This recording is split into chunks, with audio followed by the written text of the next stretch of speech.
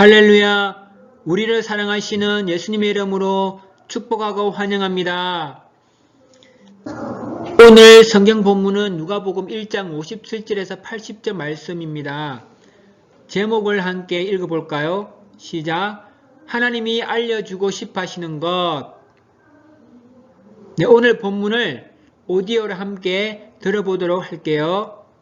엘리사벳이 해산할 기한이 차서 아들을 낳으니 이웃과 친족이 주께서 그를 크게 긍휼히 여기심을 듣고 함께 즐거워하더라.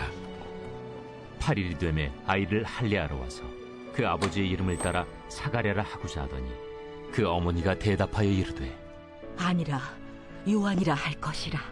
내 친족 중에 이 이름으로 이름한 이가 없다 하고 그의 아버지께 몸짓하여 무엇으로 이름을 지으려 하는가 물으니 그가 서판을 달라 하여 그 이름을 요한 이라 쓰매 다 놀랍게 여기더라. 이에 그 입이 곧 열리고 혀가 풀리며 말을 하여 하나님을 찬송하니 그 근처에 사는 자가 다 두려워하고 이 모든 말이 온 유대 산골에 두루 퍼지매 듣는 사람이 다 이 말을 마음에 두며 이르되 이 아이가 장차 어찌 될까?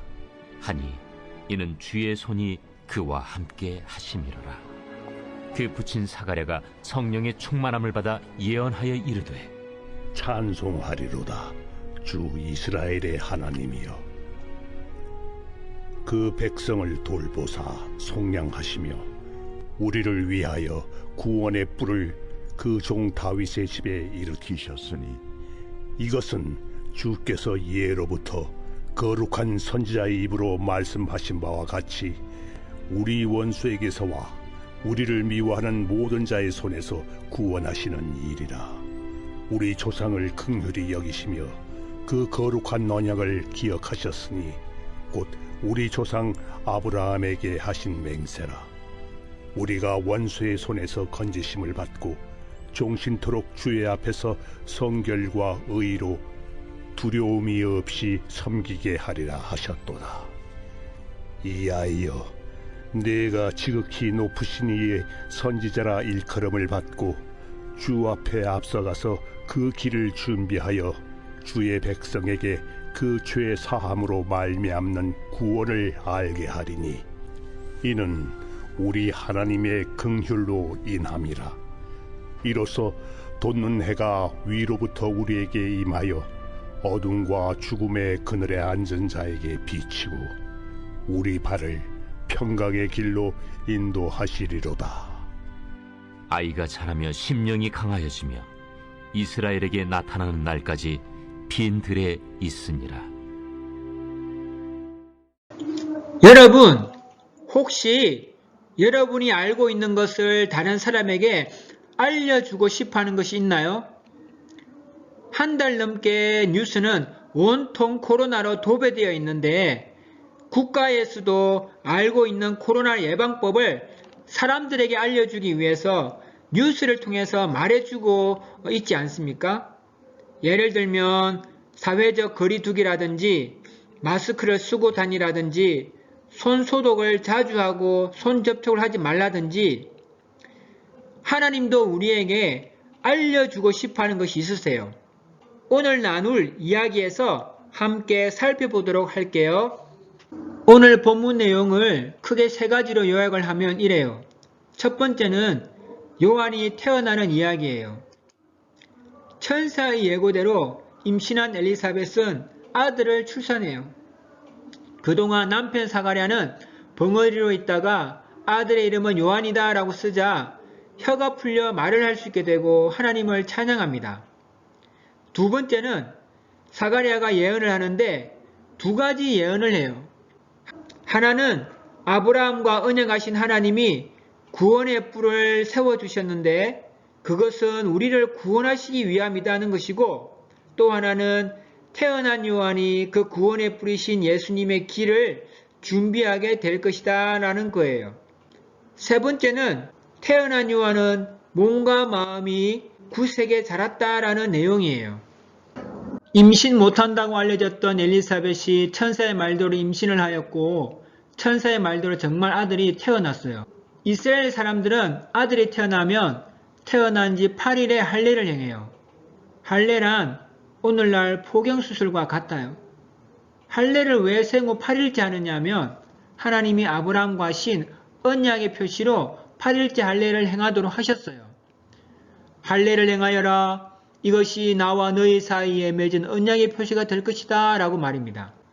할례도 행하고 아이의 이름도 지어줍니다. 이때 아이의 이름은 아버지의 가문에 있는 이름 중에서 지어주는 것이 관습이었어요.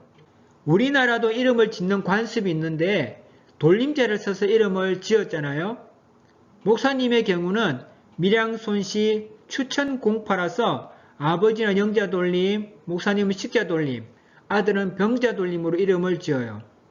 과거에는 아주 엄격하게 돌림자를 넣어서 이름을 지었는데 요즘은 돌림자를 따라서 잘 짓지 않아요. 어쨌든 이 당시 자녀의 이름을 지을 때는 자기 가문에 있는 이름 중에서 이름을 짓는 것이 관습이었습니다.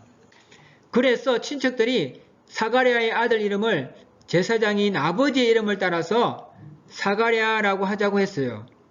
그러자 엄마 엘리사벳이 아니라며 요한이라고 해야 합니다 라고 했어요. 친척들은 그런 이름은 없다며 의아해하면서 그럼 아버지 사가랴에게도 아들의 이름을 무엇이라고 지으려고 하는지 물어보자고 하여 물어보았어요.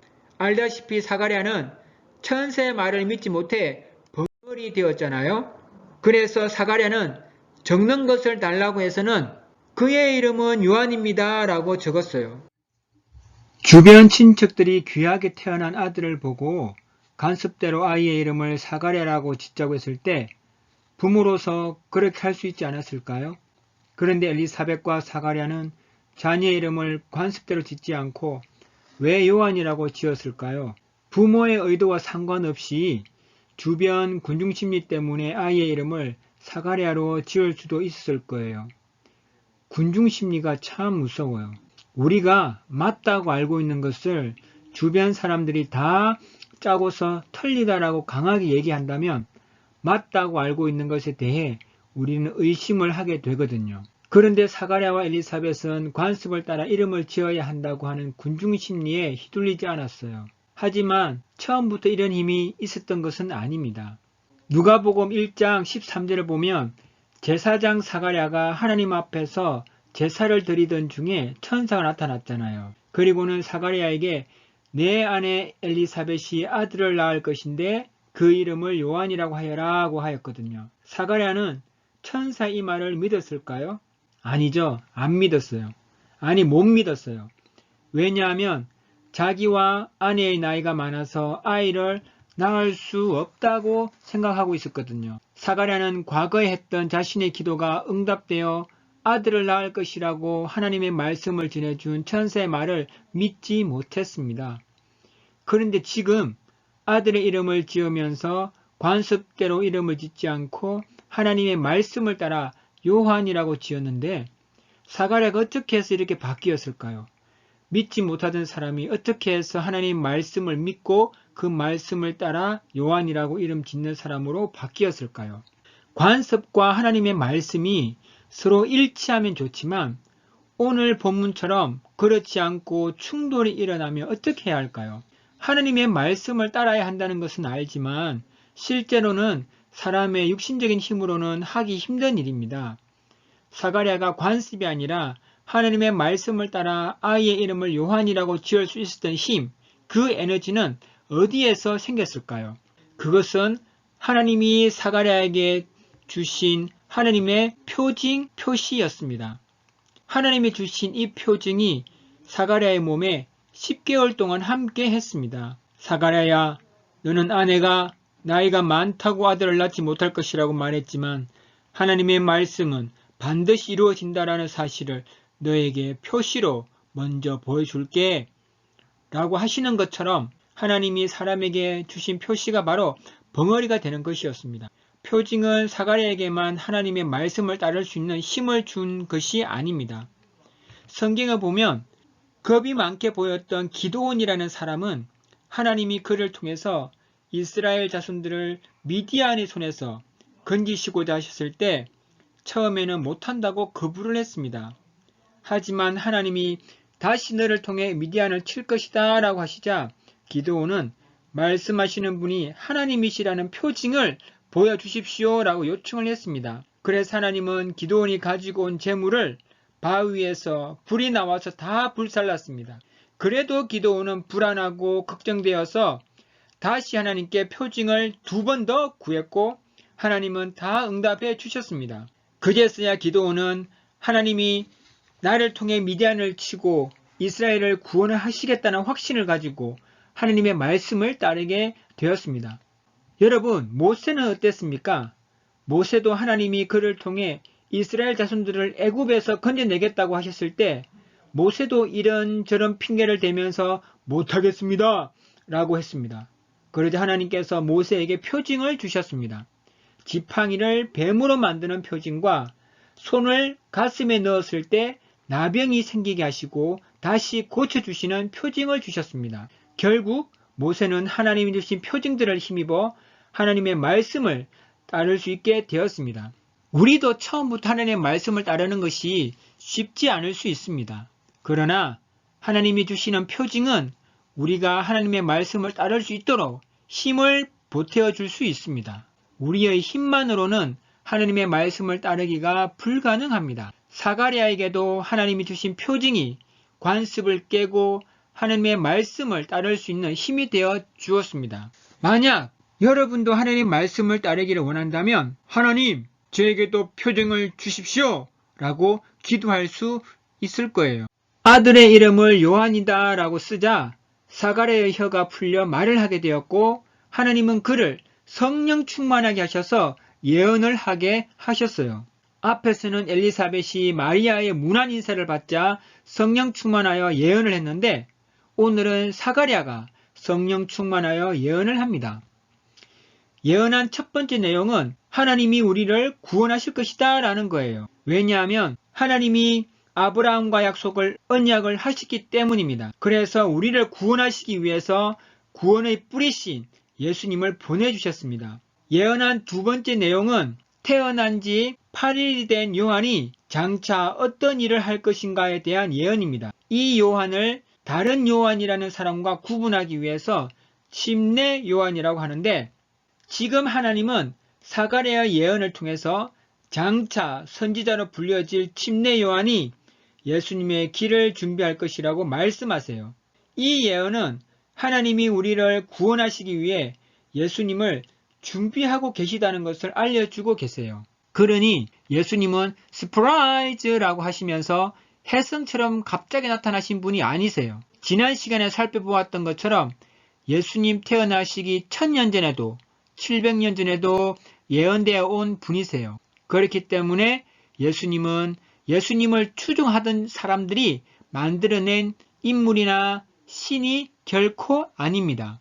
하나님은 왜 이렇게 예언을 하게 하실까요? 1장에 나오는 예언을 정리하면 누가복음 1장 13절에서 17절에는 천사를 통해서 임신하지 못한다고 알려진 엘리사벳이 아들을 낳을 것이라고 예언하시고 42절에서 45절에서는 마리아의 문안 인사를 받자 엘리사벳을 성령 충만하게 하셔서 예언하게 하시고 67절에서 79절에는 벙어리에서 말을 하게 된 사가랴를 성령 충만하게 하셔서 예언하게 하세요.